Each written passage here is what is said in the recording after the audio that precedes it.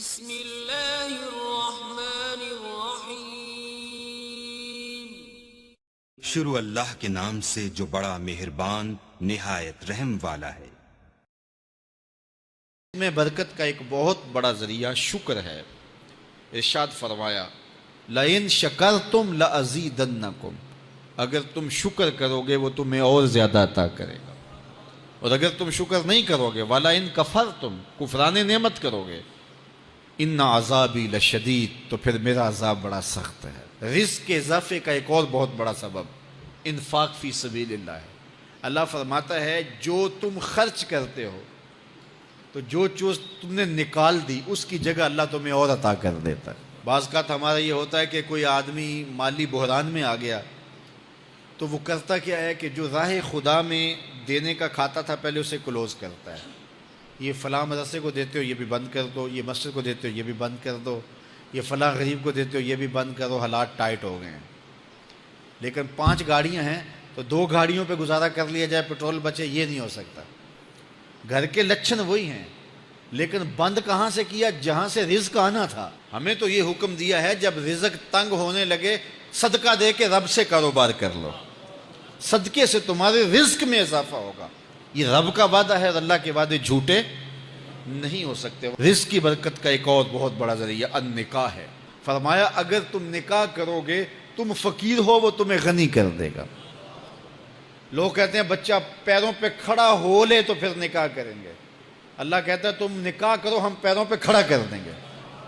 ہمارا فلسفہ اپنا ہے، اس کا حکم اپنا ہے۔ وہ کہتا ہے ابھی تو یہ اپنے لیے نہیں کماتا تو جو آئے گی اس کو کہاں سے کھلائے گا؟ میاں جس نے آنا ہے اس نے اپنا رزق لے کے آنا ہے۔ تو بچوں کی شادیاں کرو، اگر وہ جوان ہو گئے رزق نصیب ہوگا۔ اپنے اہل خانہ کو نماز کے حکم دینے سے رزق بڑھتا ہے، چونکہ جو صبح کا وقت ہوتا ہے یہ رزق کے بٹنے کا وقت ہوتا ہے، اور جس گھر میں صبح کے وقت لوگ سوئے ہوئے ہوتے ہیں وہاں بے برکتیاں ہوتی ہیں۔ تو طلوع فجر سے لے کر کے طلوع آفتاب تک اپنی اولاد کو، بیوی کو، بچوں کو نہ سونے دیں۔ اس وقت رزق بٹنے کے لمحے ہوتے ہیں۔ کثیر دعائیں مانگیں، تلاوت کلام مجید پڑھیں، اور نماز فجر مرد حضرات مسجدوں میں جا کے باجماعت ادا کریں، اور گھروں میں جو ہے وہ بیٹیاں بہنیں مصلے بچھا لیں تو اللہ کی رحمتوں کا نزول ہوگا۔ اب ایک حدیث میں رزق کے اضافے کا ایک اور نسخہ ارشاد کیا گیا۔ میرے حضور نے فرمایا جو شخص یہ چاہتا ہے کہ اس کے رزق میں برکتیں ہو اور اس کی عمر میں اضافہ ہو تو وہ اپنے رشتہ داروں کے ساتھ سلوک اچھا کرے۔ رشتہ داروں کے ساتھ اگر اچھا سلوک کرو گے تو پھر تمہارے رزق میں برکت ہو۔ غریب ہیں تو ان کی مدد کرو، ان کی بیٹیوں کی شادیاں اپنے ذمے لے لو اگر اللہ نے آپ کو وسعت دی ہے، ان کی پریشانیاں بانٹ لو، ان کا قرضہ ہے تو اتارنے کی کوشش کرو، ان کو مشکلات سے نکالنے کی کوشش کرو۔ تم ان کو مشکلات سے نکالو گے، اللہ تمہیں مشکلوں سے نکالے گا۔ تمہارے رزق میں بھی برکتیں ہوگی اور تمہارے مال میں بھی برکتیں ہوں۔ فرمایا بہتر صدقہ وہ ہے جو ناراض غریب رشتہ دار کو دیا جائے۔ اگر وہ پھنس گیا ہے، مجبور ہے، ناراض ہے، تو اس کو اگر دیں گے تمہارا نفس اس میں شامل نہیں ہوگا، تو یہ افضل صدقہ ہے جو ہر صورت میں قبول ہی قبول ہے۔ رزق کے اضافے کا ایک اور سبب الاحسان الی الضعفاء، جو کمزور لوگ ہیں ان کے ساتھ اس نے سلوک کرنا۔ الانفاق علی طلبۃ العلم، طالب علموں پہ خرچ کرنا، یہ بھی رزق میں اضافے کا سبب اور ذریعہ ہے۔ وہ حضرت بابا فرید نے کہا نا، چھٹا رکن دین کا روٹی ہے۔ گھر میں کچھ نہ ہو تو پھر نہ نماز اور نہ ہی دیگر امور کی لذت آتی ہے، تو یہ رزق فراواں اور وسیع اور مبارک نصیب کر دے اللہ۔ تو اس کے لیے ایک اور وظیفہ میں دیتا ہوں، اور وہ یہ کہ مغرب کے بعد 21 مرتبہ سورۃ الکوثر پڑھ لیں، کثرت ہو جائے گی انشاءاللہ۔ اول خدوشی پڑھ لیں، 5-7 منٹ لگتے ہوں گے، تو سورہ کوثر 21 مرتبہ روزانہ مغرب کی نماز کے بعد پڑھیں، اور اگر بہت زیادہ مسائل ہیں تو ہر نماز کے بعد پڑھ لیں، تو انشاءاللہ آپ دیکھیں گے کہ گھر میں برکتیں اترتی محسوس ہوں گی، انوار کا نزول ہوتے محسوس کریں گے۔ تو یہ وہ رزق کے اسباب ہیں، اگر ہم اختیار کر لیں تو ہم اللہ کی خاص رحمتوں کے حقدار ہوں گے۔ اللہ ہم سب کو رزق حلال رزق وسیع، رزق سہل، رزق مبارک، رزق فراواں نصیب فرمائے۔ علیہ السلام پر درود پڑھنے سے انسان خود سنورتا ہے اور اللہ کی رحمتیں اس پر نازل ہوتی ہیں۔ علماء نے لکھا ہے کہ درود اللہ کی بارگاہ میں ایک دعا ہے جو اللہ کی بارگاہ میں عرض کی جاتی ہے، اے اللہ، نبی رحمت صلی اللہ علیہ وآلہ وسلم پر رحمتوں کا نزول کر۔ تو کوئی یہ دعا مانگے کہ اے اللہ اپنے نبی پر رحمتوں کا نزول کر، تو کیا اللہ تعالیٰ اس کی یہ دعا قبول نہیں کرے گا؟ تو درود ہر صورت میں قبول ہے۔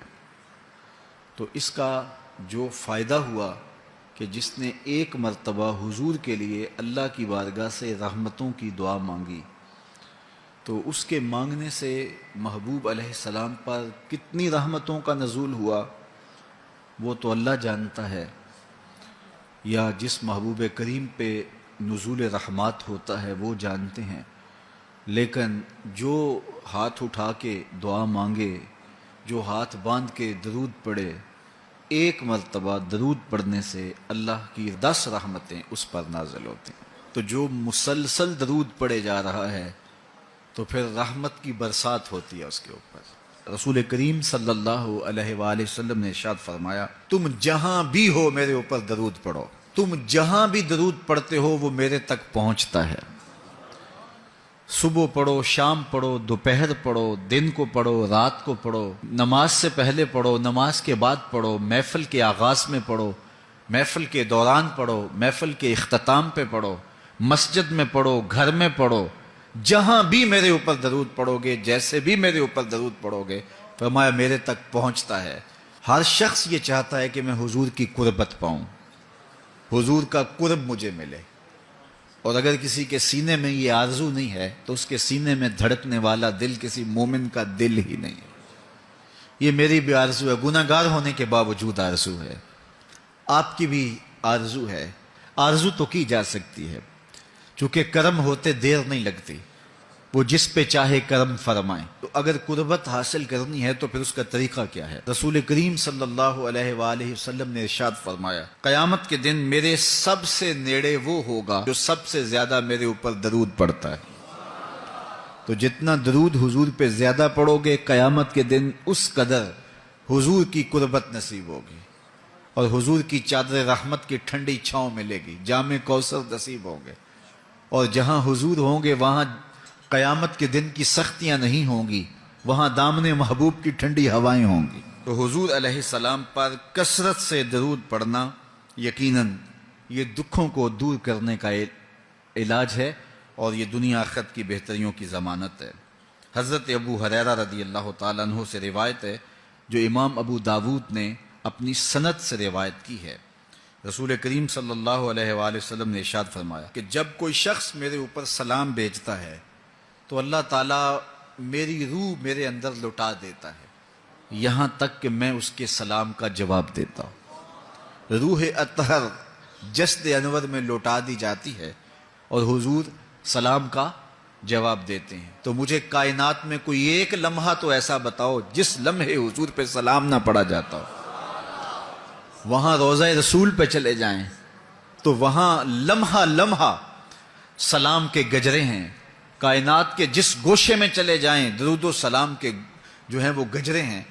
تو کوئی ایک لمحہ بھی 24 گھنٹوں میں ایسا نہیں ہے کہ جب حضور پہ سلام نہ پڑا جاتا ہو، اور جب سلام پڑا جاتا ہو تو حضور کی روح اطہر بدن رحمت میں ہوتی ہے اور حضور سلام کا جواب دیتے ہیں، اور جس کو حضور سلام کا جواب دے دیں، اللہ اکبر، کہ درود پڑھا کرو۔ درود حضور علیہ الصلاۃ والسلام سے جواب کا ذریعہ ہے، اور جب جواب جناب رسالت مآب صلی اللہ علیہ وسلم کی جانب سے آ گیا تو دنیا میں بھی بھلا ہی بھلا ہے، آخرت میں خیر ہی خیر ہے۔ حضور علیہ الصلاۃ والسلام نے ارشاد فرمایا، جس کے سامنے میرا ذکر کیا جائے اور وہ میرے اوپر درود نہ پڑے، وہ کائنات کا سب سے بڑا بخیل، سب سے بڑا کنجوس ہے۔ ہم بخیل تو نہیں ہیں، تو پھر پوری یکسوئی کے ساتھ چند مرتبہ حضور پہ درود شریف پڑھ لیجیے۔